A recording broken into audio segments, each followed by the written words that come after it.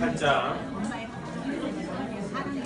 성경 말씀 출애굽기 18장 13절에서부터 조금 길지만 27절까지 한번 보도록 하겠습니다. 출애굽기 18장 13절에서 27절. 너무 재밌게 다들 얘기하시고 오늘은 또 직장생활 하시는 분들이 많으셔서 또 그런 부분들에 대해서 많이 얘기하시는 것 같아서 좋습니다. 자, 18장 13절 찾으셨죠? 네. 자, 제가 먼저 읽고 한번 교독할게요. 이튿날 모세가 백성을 재판하느라고 앉아있고 백성은 아침부터 저녁까지 모세 곁에 서 있는지라. 모세가 백성에게 하는 모든 일을 보이는데 내가 이 백성에게 하는 이 일이 어찌 되느냐.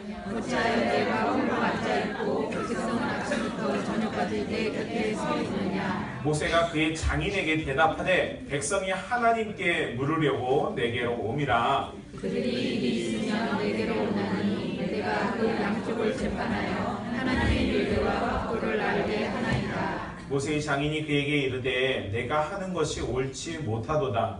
너와 또 너와 함께한 이 백성이 필경 기력이 쇠하리니 이 일이 내게 너무 중함이라 내가 혼자 할 수 없으리라. 이제 내 말을 들으라. 내가 네게 방침을 가르치리니 하나님이 너와 함께 계실지로다. 너는 하나님 앞에서 그 백성을 위하여 그 사건들을 하나님께 가져오며 그들에게 윤례와 확도를 가르쳐서 마땅히 갈 길과 할 일을 그들에게 보이고 너는 또 온 백성 가운데서 능력 있는 사람들 곧 하나님을 두려워하며 진실하며 불의한 이익을 미워하는 자를 살펴서 백성 위에 세워 천부장과 백부장과 50부장과 10부장을 삼아 그들이 때를 따라 백성을 재판하게 하라. 큰 일은 모두 내게 가져갈 것이요 작은 일은 모두 그들이 스스로 재판할 것이니 그리하면 그들이 너와 함께 감당할 것인즉 일이 내게 쉬우리라. 내가 만일 이 일을 하고 하나님께서도 내게 허락하시면 내가 이 일을 감당하고 이 모든 백성도 자기 곳으로 평안히 가리라. 이에 모세가 자기 장인의 말을 듣고 그 모든 말대로 하여 모세가 이스라엘 무리 중에서 능력 있는 사람들을 택하여 그들을 백성의 우두머리 곧 천부장과 백부장과 50부장과 10부장을 삼음에 그들이 때를 따라 백성을 재판하되 어려운 일은 모세에게 가져오고 모든 작은 일은 스스로 재판하더라. 읽겠습니다. 모세가 그의 장인을 보내니 그가 자기 땅으로 가니라. 아멘. 자, 오늘 우리가 읽은 이 18장은 어떻게 보면 출애굽기 안에서는 매우 이질적인 장입니다. 그러니까 출애굽기 전체 안에서 하나님께서 이스라엘을 어떻게 이끄시는가, 그리고 하나님이 출애굽의 과정을 통해 하나님의 놀라운 역사, 기적들이 등장하고 또 그것이 출애굽 이후에 또 우리가 아는 것처럼 시내산에서 하나님이 언약을 주시고 또 이후에 이스라엘이 광야를 살아나갈 때 많은 그러한 사건들이 출애굽에 담겨져 있는데 이 18장만큼은 매우 그러니까 색깔로 말하면 다른 색깔이죠. 근데 이 다른 색깔은 사실 다른 색깔이 아니라 어떻게 보면 우리가 이 세상을 살아가는 지혜를 하나님께서 이드로라고 하는 아주 낯선 한 인물을 통해서 가르치고 있음을 우리가 좀 깨달을 수 있었으면 좋겠습니다. 오늘 13절을 읽어보시면서 아마 모세와 백성들 간에 서로 그 재판하는 과정이 등장하기 시작할 때 이상한 점을 느끼실 거예요. 그게 뭐냐면 모세는 앉아서 백성은 서서 이야기하죠. 이 모세는 본의 아니게 앉아서 이야기하게 되고 백성들은 서 있는 상황은 단편적으로 말하면은 모세는 자신만이 하나님이 그 대언자로 삼아 주셨고 하나님이 자신에게 그 뜻을 알려주셨기 때문에 본의 아니게 자기에게 어떤 특권 의식이 자리 잡고 있었어요. 그게 뭐냐면 자신이 할 수 있는 일에 대해서 최선을 다한 아름다운 모습은 있지만 모세는 내가 하나님과의 관계 속에서 이 사람을 재판하거나 이 일들을 판단할 때 자기만이 이 일을 할 수 있었거나 아니면 혹은 자기에게 권한이 집중되어 있는 것을 싫어하진 않았다는 거죠. 그 상황이. 중요한 것은 이스라엘의 리더로서 분명히 하나님 모세를 세우시긴 하셨는데 모세에게 원한 건 모세 그 자체가 어떤 높은 권세나 힘 있는 능력을 갖고 있는 사람이 아니라는 것을 지난 시간에 우리는 이렇게 하는 모세를 보면서 배웠어요. 그렇죠? 그러니까 이렇게 다른 사람의 팔에 힘을 의지해서 그런 모습으로 어떤 일들을 하는 그 모세가 지금은 또한 누군가에게 재판하는 권세 있는 모습으로 등장하면서 많은 사람들이 모세에게 와서 하루 종일 이 상황을 지금 보고 있는 겁니다. 근데 이드로가 딱 보고 나서 이것은 뭐라고 말하냐? 옳지 않다라는 거죠. 여기에 잘못 오해하면 이드로가 모세의 권위를 무너뜨리려고 하는 게 아니라 모세가 하고자 하는 어떤 그 행정적인 일들에 대한 불합리에 대해서 설명을 하는 겁니다. 그래서 모세는 이 장인 이드로의 조언을 통해서 자신이 재판하는 것과 관련돼서 이러한 여러 가지 조언들을 듣게 됩니다. 그래서 이드로에게 무엇을 듣냐면 지혜와 절차, 그 다음에 제도의 중요성을 배우게 돼요. 이거는 우리가 세상을 살아가면서 매우 중요한 부분입니다. 우리가 신앙인들인데 신앙인들이 간혹 오해하는 것 중에 하나가 뭐냐면 세상에 있는 제도권 혹은 세상에 있는 어떤 절차, 세상의 지혜를 완전히 무시하고 신앙적인 어떤 합리성이란 말이 좀 애매하긴 한데 신앙적인 걸 가지고 세상의 모든 걸 다 적용해야지만 하나님이 기뻐하실 거라고 하는 그런 약간의 그런 생각들을 갖고 있는 것 같아요. 혹시 여러분들 그렇게 생각 안 하세요?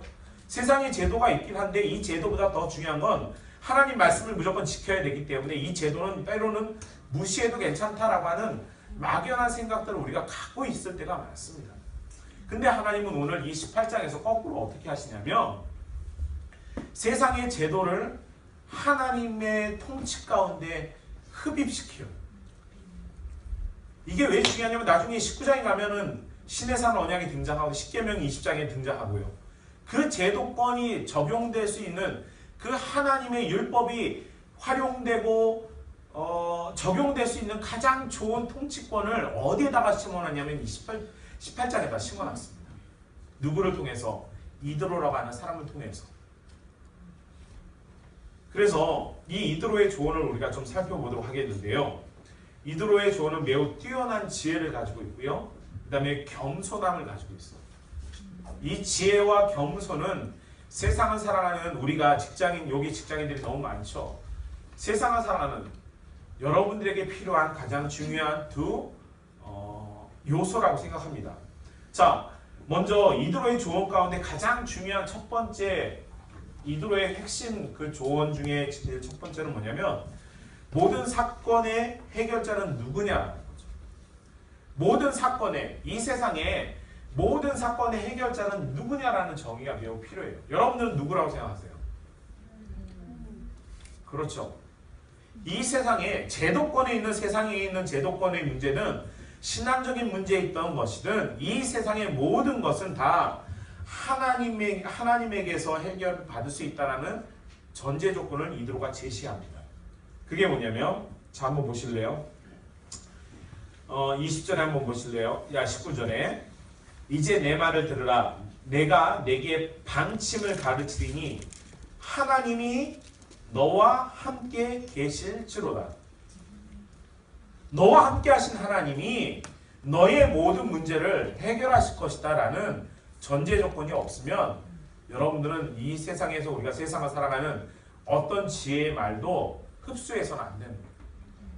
하나님이 나와 함께 한다는 사실을 우리가 인정해야 돼요. 그래서 모든 사건의 해결자는 하나님이셔요.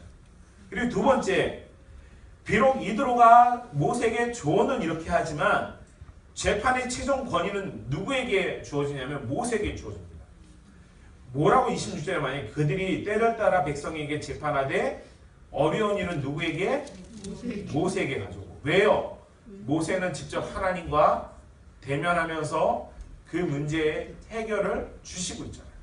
그러니까 모세는 모든 사소한 문제를 지금 다 하고 있는 상황에서 이드로가 우리가 그렇게 하지 말고 최종 권위는 모든 것은 하나님이 하신다라는 것을 인지하고 그 다음에 작은 것들은 나눠주고 중요한 것들은 당신에게 모세에게 가져와서 하나님의 뜻이 무엇인지를 정확하게 알아보라는 것이 이드로의 조언입니다.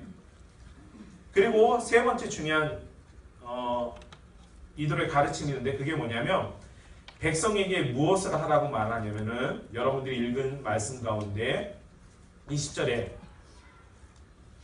뭐라고 말하죠? 율례와 법도를 가르치라라고 이야기합니다. 이게 매우 중요합니다. 백성들에게 율례와 법도를 가르쳐서 그들에게 무엇하게 하는 거예요? 예? 왜 백성에게 율례와 법도를 가르치죠? 성경에 있는 그대로 갈 길과 할 일을 보여주는 것이다. 여러분이 교회 신앙생활을 제대로 훈련받지 못하면 여러분이 세상에 갈 길과 여러분이 세상에서 할 일을 할 수 없어요. 여러분들이 세상에서 내가 어디를 가야 할지 어떠한 방법을 선택해야 될지 모르고 내가 어떠한 세상에서 나가서 어떠한 일을 해야 될지 모른다면 여러분들에게 뭐가 결여되어 있냐면 하나님의 율례와 법도가 결여되어 있다는 거예요. 근데 대부분의 사람들이 이 문제에 걸려 있어요. 하나님의 율례를 아는 것 같은데 알지 못하니까 세상에 나아갈 길을 알지 못하는 거예요. 여러분들이 하나님의 율례와 법도를 알지 못하니까 내가 세상에서 뭘 해야 될지를 모르고 갈팡질팡하는 거예요. 근데 이들은 정확하게 이 부분을 가르치라고 이야기합니다. 여러분들이 하나님의 말씀에 대해서 얼마만큼 배우느냐, 여러분들이 하나님의 말씀에 대해서 얼마만큼 깊이 있게 알아가느냐는 알아가면 알아갈수록 여러분들은 세상에서 뭘 해야 될지 내가 세상에서 뭘 어떻게 해야 될지를 정확하게 알게 됩니다. 이건 그리스도인들에게 매우 중요합니다. 우리가 하나님의 율례를 등한시하면요 세상을 지혜롭게 살 수 없어요. 하나님의 말씀이 깊이 있을수록 세상을 내가 어떻게 살아가야 할지 정확하게 알 수 있게 됩니다. 이도는 이 부분을 강조했어요. 그리고 오늘 성경에 보면 베드로에게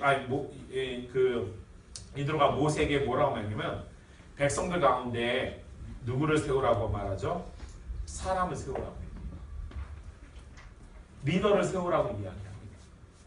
근데 그 리더의 기준이 뭐냐면 첫 번째가 뭐냐면 능력 있는 게 아니라 하나님을 경외하는 거예요. 여기 보시면 21절에 너는 또 온 백성 가운데서 능력 있는 사람들, 근데 그 능력 있는 사람들이 어떤 사람이냐면 하나님을 두려워하며 진실하며 불의한 이익을 미워하는 자며 어떻게 해요? 살펴서 그러한 사람들을 백부장, 천부장, 백부장, 50부장, 10부장을 삼으라고 이야기하죠. 기준이 뭐예요?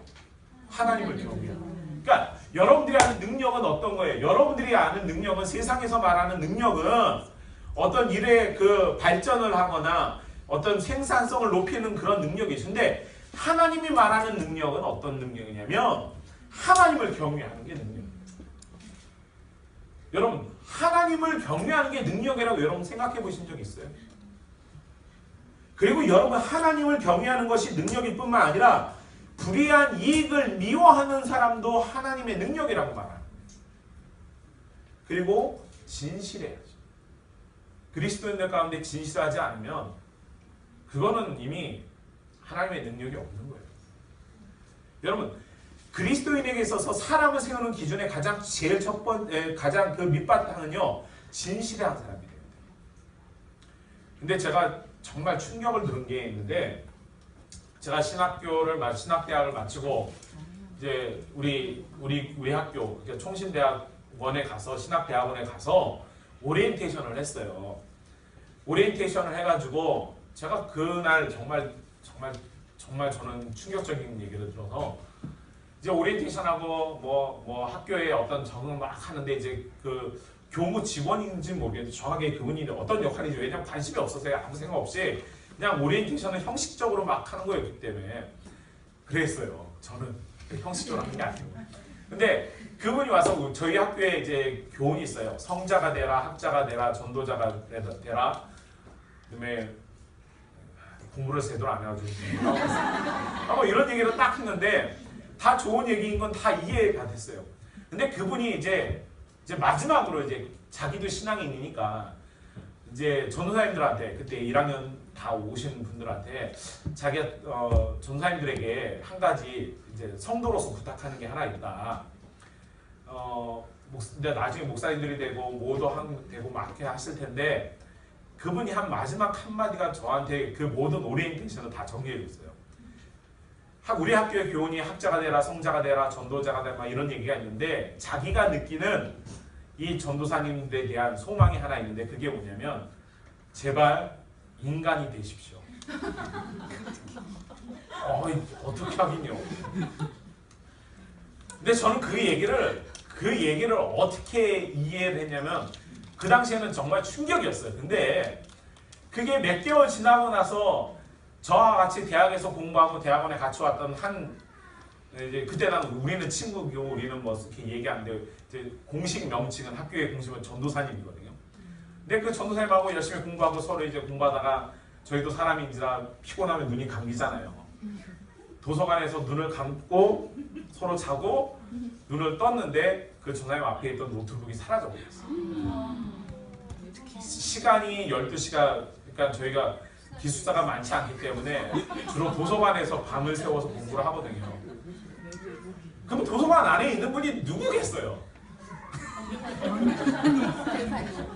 도사님들이죠. 근데 그 말의 의미를 깊이 있기를 이제 거기서 깨닫는 거예요. 그분은 너무 상처를 받아가지고 그만두고 나갔어요.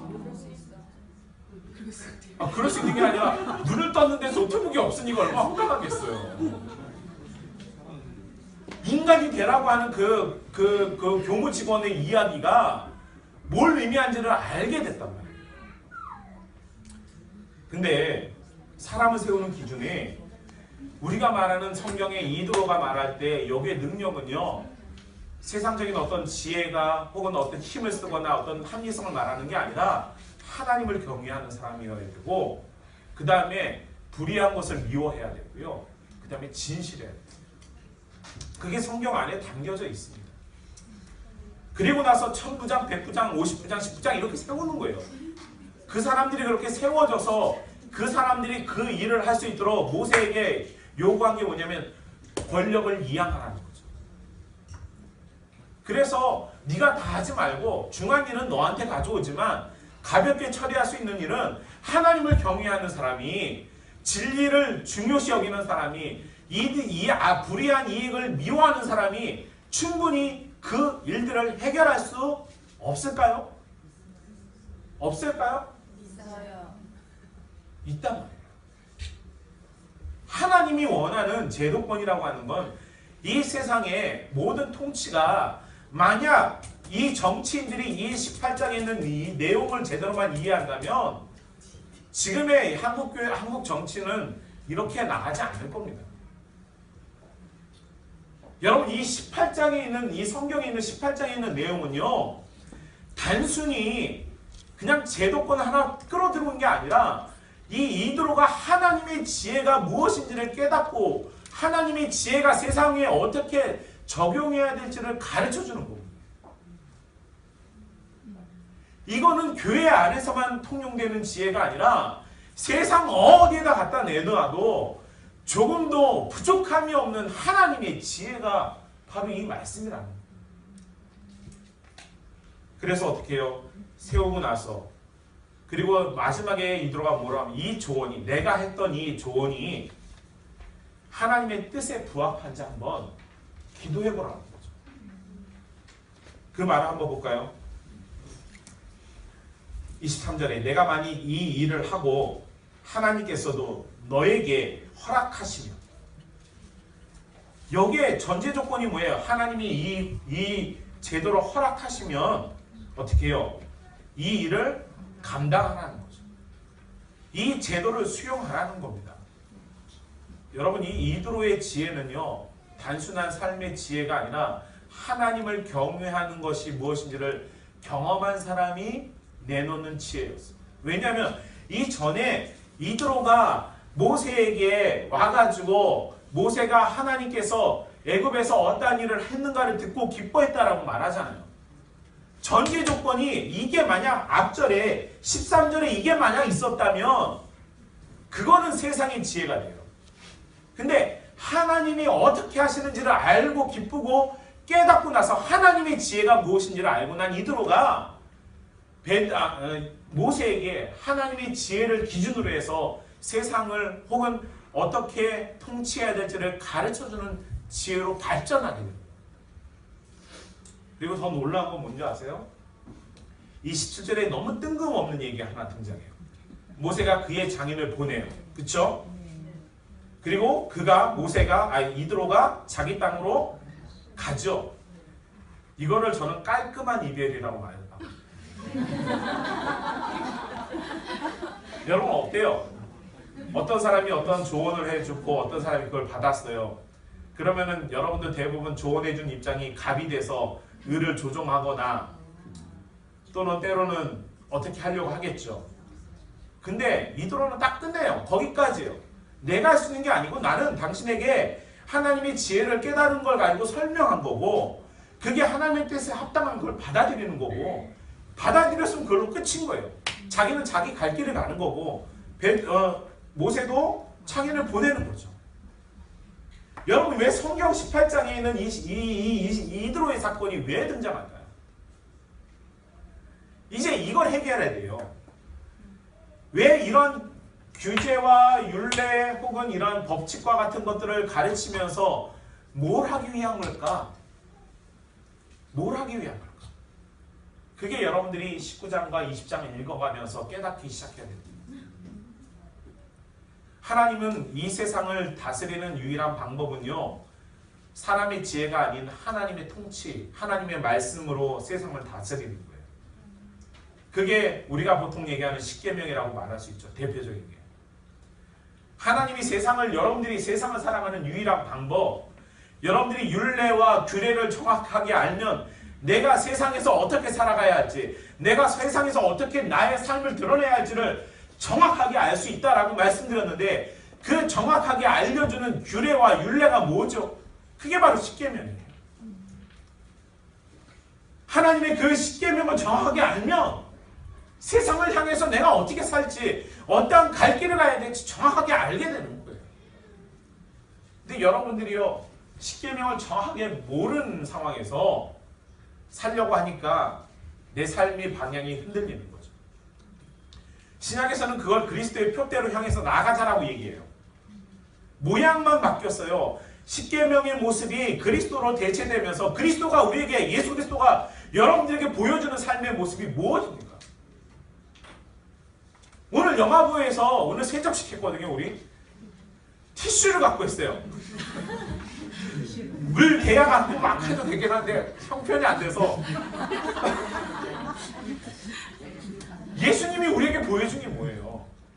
내가 너희들의 발을 씻기니까 너희도 이게 옳다, 옳으니까 해라 라고 얘기하는 거죠. 예수님이 우리에게 보여준 삶이 있어요. 여러분들에게 보여준 삶이 있잖아요. 여러분들이 예수님을 사랑한다고 말하면서 예수님이 여러분들에게 보여준 삶을 왜 안 따라가세요? 왜 안 따라가세요? 여러분들이 그 삶을 무시해버리고 예수님이 우리에게 보여준 그 모습을 무시하니까 여러분 세상에 어떻게 살아갈지 모르는 거예요.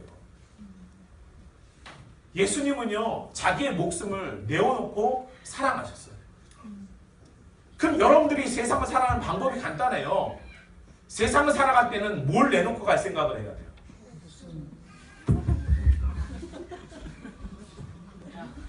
자신을 내어놓고 갈 생각을 해야죠. 근데 못하잖아요. 왜요? 왜 못 내놔요? 아직 예수님을 닮지 못했기 때문이고 우리가 예수님을 아직 완전하게 사랑한다고 말할 수 없는 상황입니다. 저는 이 사건을, 이드로의 사건을 통해서 너무 많은 것들을 이렇게 고민했는데 이드로는 모세에게 요구한 건 간단해요. 하나님께서 세상을 살아가는 지혜 가운데 원하는 게 뭐냐면 하나님을 경외하고 그 말씀과 그 율례를 지키고 그것에 순종하고 따라갈 때 모세가 위대한 지도자가 될 수 있었고, 여호수아가 가나안 땅을 정복할 수 있었고요. 다윗이 이스라엘의 왕으로서 세움을 받을 수 있었어요. 그러면 여러분들은 어떻습니까? 이 시대를 사는 저와 여러분들은 어떠한 삶의 기준으로 살아가야 할지 이제 이 모습을 보면서, 이 제도권을 보면서 우리가 고민해야죠. 그냥 세상에 좋은 것을, 그런데 많은 분들이 오해하는데 세상의 어떤 제도를 교회 안에 갖고 오려고 하지 마세요. 세상의 합리성을 자꾸 교회에다 끌고 오지 마세요. 그러면 그거는 문제가 되죠. 근데 오늘 반대로 18장을 세상에 적용하려고 노력하셔야죠. 18장에 있는 이 하나님의 원칙과 룰을 세상에 적용하려고 노력해 보셔야 돼요. 만약 여러분들이 이렇게 한다면 하나님의 통치는, 하나님의 나라는 먼 곳에 있지 아니하고 바로 여러분들이 있는 곳에, 여러분들이 날마다 외우는 지난번에 했던 주기도문 가운데 하나님 나라가 임하옵시며 라고 하는 것이 바로 이러한 의미를 가지고 있는 겁니다. 자, 오늘 이 시간에 저와 여러분들이 이 이도로를 다시 한번 깊이 묵상해 보시고, 우리가 지금까지 이도로에 대해서 아마도 모세에게 너무 많은 집중, 포커스가 되어 있어서 그 이도로의 모습을 우리가 지금까지는 살펴보지 못했지만, 이 이도로라고 하는 인물, 그리고 이 이도로가 제시했던 이러한 방법들, 그런 것들을 한번 잘 기억해 보시면서 이도로의 조언을 통해 하나님의 지혜를 배우고, 또 그 지혜가 여러분들이 세상을 살아갈 때 세상을 변화시킬 수 있는 지혜가 될 수 있기를 간절히 축원합니다. 기도하겠습니다. 사랑의 아버지 하나님, 감사합니다. 하나님, 오늘 이 말씀 우리가 기억하게 하여 주시고, 특별히 이도로를 통해서 주어졌던 이 놀라운 하나님의 원칙들이 이 세상을 살아가는 우리의 삶의 원칙이 될 수 있도록 하나님 지켜 주시옵소서. 우리가 바로 이러한 삶의 원칙으로 살아갈 때 축복의 사람이 될 줄 압니다.